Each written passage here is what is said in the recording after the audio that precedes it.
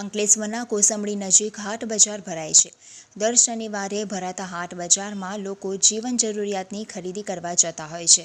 ત્યારે અંકલેશ્વરની garden city ખાતે રહેતા આનંદ સોલંકીની પત્ની ગત રોજ કોસંબડી ગામના ગોપાલનગર પાસે ભરાતી શનિવારી હાટ બજારમાં ખરીદી કરવા ગયા હતા।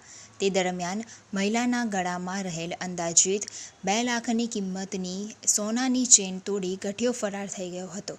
આ ચેન સ્નેચિંગ અંગે આનંદ સોલંકીએ અંકલેશ્વર જીઆઈડીસી પોલીસ મથકે અરજી આપી છે, જેના આધારે જીઆઈડીસી પોલીસે તપાસ શરૂ કરી છે। આનંદ સોલંકી છે। હું હાલ ગાર્ડન સિટી અંકલેશ્વરમાં રહું છું। મારા વાઈફ શનિવારીમાં ગયેલ ત્યારે એનો 2.5 તોલાનો ગોલ્ડનો ચેન ચોરાઈ ગયેલો છે અને મેં જીઆઈડીસી અંકલેશ્વર પોલીસ સ્ટેશનમાં એની કમ્પ્લેન કરેલી છે।